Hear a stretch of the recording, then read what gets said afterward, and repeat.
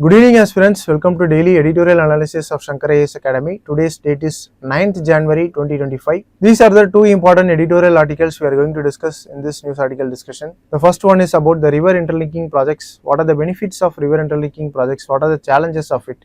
What can be the alternate solutions? So this article is taken from Hindu Editorial. The next article is about the spending and growing. It is about the government's increasing capital expenditure and what is capital expenditure, what is the importance of capital expenditure, and what are the initiatives of government on increasing the household spending. So this is a economic related article from Indian Express newspaper. So these are the two editorial articles we are going to discuss in this video. Now let us get into the discussion. Now look at this article. Water scarcity is an important problem in India because water is not equally available everywhere. Some places have too much of water and some places have shortage of water. This condition is also made worse by climate change and poor water management. In order to solve this, the government has suggested various river interlinking projects. These projects aim to move the water from the areas which have more water to the areas that have a less amount of water. For example, water from flood-prone area can be sent to drought-prone areas. But the river interlinking project also has several problems like environmental issues, high cost of the project, and social impacts. So this is what discussed in this news article. In this context, let us discuss about what is river interlinking project, what are the benefits of it, what are the challenges of this river interlinking projects, and what are the important river interlinking projects in India. So this is what we are going to discuss in this article discussion. Let us get into the discussion. Now firstly about the benefits of river interlinking project. The most important one is addressing the water scarcity. See, projects like Ken-Bedwa river interlinking aims to provide water for irrigation, drinking water, and also for industrial use. So water from the regions which have more or enough water and which are brought to the drought prone regions. So the river interlinking project addresses the water scarcity. The next one is improving the agricultural productivity. River interlinking project actually ensures consistent water supply, so thereby it boosts the yield and food security of the nation. The next important benefit is flood and drought mitigation. On one side there will be flood mitigation, on another side there will be drought mitigation. Because the water from flood prone area is brought to the drought prone area. So the transfer of water from surplus to deficit regions reduces the flooding and also it alleviates the drought condition. Another important benefit of this river interlinking project is hydropower generation. The river interlinking project actually includes dams and reservoirs, so thereby it produces renewable energy and also supports rural electrification. So improving the agricultural productivity, flood and drought mitigation, hydropower generation, addressing the water scarcity. So these are some of the important benefits of river interlinking. Now let us see about what are the challenges in the river interlinking projects. The most important challenge is environmental impact. The river interlinking project actually threatens the wildlife habitats and it leads to biodiversity loss. For example, the Ken-Bedwa river interlinking project, which was recently announced by the central government, may impact the Panna tiger reserve. So it also leads to the ecosystem disruption. The projects alter the hydrological cycle of the river and it also harms the riverine and delta ecosystems. So a river interlinking project in any part of the Ganga river will affect the delta ecosystem of the Sundarbans. So the natural flow of the river and its ecological balance is disturbed by the river interlinking project. The next important challenge is climate change. The changing rainfall pattern may affect the projects and they make the projects very ineffective. So the river interlinking project should keep in mind of the climate change concerns. The next one is displacement and social cost. More often the river interlinking project will lead to the displacement of local communities who are living there. For example, if the river interlinking project involves constructing a dam or reservoir and a canal, these are all constructed in the local areas where the community people have to be evacuated and they have to be displaced from the region. So this leads to livelihood loss of the people who are living there. So river interlinking project also creates a high amount of social cost. The next one is regarding economic feasibility. This river interlinking project will involve high cost and also have significant maintenance expense. For example, the recent Ken-Bedwa river interlinking project is estimated to have 45,000 crore. Also, we should learn from the global failures. Examples like Kisame River project and the Aral Sea project in USA and Russia show the ecological and social consequence of mismanaged river linking. So we have seen the benefits of river interlinking project and challenges of interlinking project. Now, what can be the sustainable alternative to this? First one is integrated water resource management. We have to efficiently use the resources using the rainwater harvesting or recycling the water. Next one is decentralized solutions. We can build check dams and micro irrigation to ensure localized water management. We can also promote the conservation measures and regulate the groundwater extraction. So, depleting groundwater resources are also a major cause for drought condition in many parts of India. In this case also, we can learn from the international global best practices. For example, Israel model of rainwater harvesting and water conservation measures integrates the desalination process, recycling of water and efficient irrigation.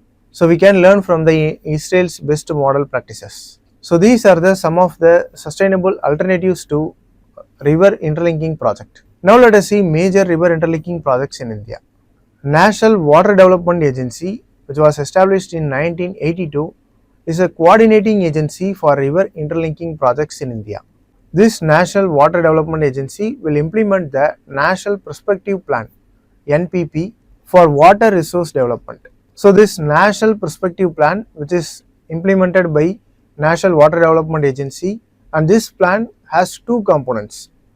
One is Himalayan component and another one is peninsular components. See, this Himalayan component includes 14 river links to transfer the water from Himalayan rivers, and this peninsular component includes 16 links to interconnect the peninsular rivers. So, these are the two components, that is Himalayan component and peninsular component. So, these two components come under National Prospective Plan, and this National Prospective Plan is implemented by National Water Development Agency. Now, let us see the major river interlinking projects. The recent example is Ken-Betwa link project. This project aims to transfer water from Ken River to Betwa River to address the water scarcity in Bundelkhand region. So, this Bundelkhand region is situated between the southern part of Uttar Pradesh and northern part of Uttar Pradesh, that is in central India. But this project also threatens the biodiversity in Panna Tiger Reserve because a water canal connecting the Ken River and Betwa River is going to pass through this Panna Tiger Reserve.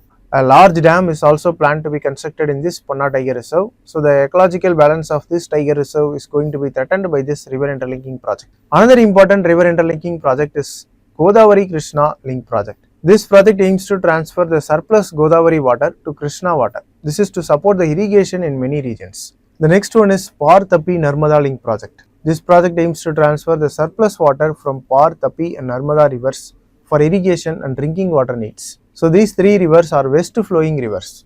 This Par Tapi Narmada river linking project covers the areas in Gujarat and Maharashtra. This aims to provide irrigation for the regions which faces water shortages in Gujarat. Next is Daman-Ganga Pinjal link project. This project aims to provide drinking water to Mumbai by transferring the water from Daman-Ganga and Pinjal rivers. So, this project aims to address the water shortages in Mumbai city. Next is Mahanadi Godavari link project. This project aims to transfer the surplus water from Mahanadi river to Godavari river for agricultural and industrial purposes. This project covers the areas of Odisha, Andhra Pradesh and Chhattisgarh. The aim of this project is to reduce the flooding in Mahanadi basin during the monsoon season. It also enhances the irrigation potential in Godavari basin. So, the river interlinking projects in India promise solutions for water scarcity, agricultural needs and flood management, but they also face challenges like ecological damage, social displacement and high cost. So, we have to learn from the global examples which highlight the risk of mismanaged projects. A balanced approach which integrates the interlinking project with the decentralized river management or water management and efficient irrigation system, and also the rainwater harvesting is very essential. So, this is the main question regarding this topic. Discuss the potential benefits and challenges associated with the river interlinking projects in India. Do you think they offer sustainable solution to water scarcity? Substantiate your answer with examples. So, this question can be answered from the points which were discussed in this news article discussion. Firstly, we have to write about the benefits of river interlinking project and then the challenges, and then we have to give the sustainable alternatives. We should also provide some examples here and there. So, the answer for this question is covered in our discussion. Now, let us move on to the next news article discussion. Now, look at this article. The article discusses India's economic trajectory. The article also emphasizes that the government has focused on capital expenditure led growth, particularly after COVID-19 pandemic. Now, look at this article. The article discusses the India's economic trajectory. The author also emphasized that the government has focused on the capital expenditure led growth, that is Capex-led growth, particularly after COVID-19 pandemic. Now, what is India's economic trajectory and what is capital expenditure-led growth? So, let us discuss in this editorial article discussion. Firstly, let us see some highlights of Indian economy in the recent days. The GDP growth for 2024 to 2025 is expected to be moderate between 6.4%. So this is due to the factors like inflation, a slowdown in consumption and global uncertainties.